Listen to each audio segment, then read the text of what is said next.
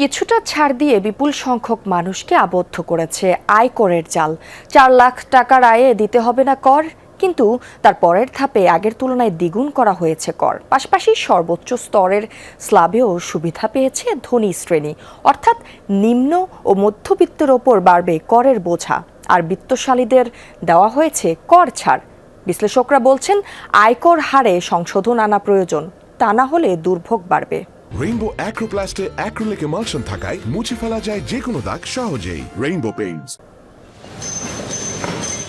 ব্যক্তি বা প্রতিষ্ঠানের বার্ষিক আয়ের উপর ধার্য করা একটি নির্দিষ্ট প্রত্যক্ষ করই আয়কর। যার আয় বেশি তার করের হার তত বেশি। বার্ষিক আয়ের একটি নির্দিষ্ট পরিমাণ পর্যন্ত আয়কে করমুক্ত রাখা হয়, এতে সুবিধা পায় নিম্ন আয়ের মানুষ।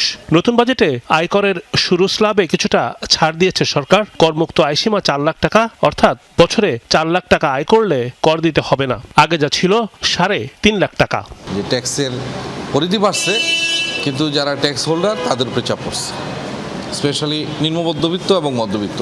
মূল্যস্ফীতি বিবেচনায় এবার বাজেটে করমুক্ত আয়সীমায় ছাড় দেওয়া হলেও পরের ধাপে দ্বিগুণ করা হয়েছে কর। দেখা যায় সদ্য সমাপ্ত অর্থ বছরে দ্বিতীয় স্ল্যাবে ৩.৫ লাখ টাকার পরে ১ লাখ টাকা পর্যন্ত আয়কর ধার্য ছিল ৫%। তবে নতুন অর্থ বছরে ৪ লাখ টাকার পরিবর্তে ৩ লাখ টাকার আয়ে কর ধার্য করা হয়েছে দ্বিগুণ ১০%। এতে নিম্ন মধ্যবিত্ত শ্রেণীর বড় সংখ্যক মানুষ কর জালে আবদ্ধ হবেন।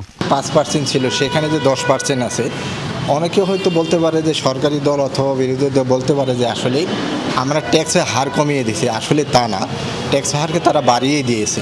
৫% যে ইমিডিয়েট স্ল্যাবটি, সেটিকে 10% উত্তরণের ফলে স্বল্পবিত্ত মানুষের উপরে বর্ধিত করার একটা চাপ তৈরি হলো। ফলে আপাতভাবে ১ বছরের কিছু সাময়িক সুবিধা করমুক্ত আয়সীমার জন্য দেয়া হলেও সামগ্রিকভাবে আমরা দেখতে পাচ্ছি যে নিম্ন আয়ের মানুষের জন্য সেখানে সেই অর্থে কোনো সুবিধা নেই।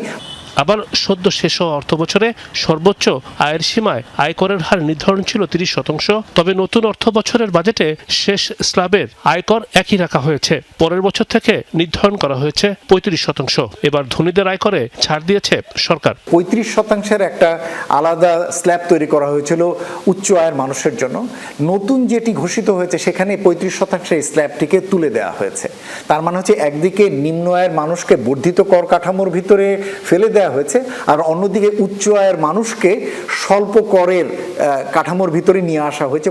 ন্যূনতম কর ছাড়ের মূল উদ্দেশ্য মূল্যস্ফীতি থেকে মানুষকে সুরক্ষা দেয়া, কিন্তু নতুন আয়কর ব্যবস্থায় চাপে পড়বে দেশের বড় সংখ্যক মানুষ। যারা মধ্যম শ্রেণীর করদাতা আছেন তাদের জন্য কিন্তু ৫%-এর স্ল্যাবটা থাকছে না, ১০% থেকে স্ল্যাবটা শুরু হবে এবং সর্বোচ্চ কর হওয়া হবে ৩০%। আর যারা স্যালারিড না, এর বাদ দিয়ে যারা ইনকাম করবেন তাদেরকে অবশ্যই আপনার ৪ লাখ টাকা হলেই কিন্তু অতিক্রম করলে তাদেরকে কর দিতে হবে। সামগ্রিকভাবে কর ব্যবস্থার যদি একটা পরিবর্তন না আনা যায়, তাহলে কিন্তু এই সমস্যাগুলো অ্যাডজাস্ট করে এখানে ওখানে অ্যাডজাস্ট করে এই সমস্যাগুলো দূরীভূত করার দিন পরে।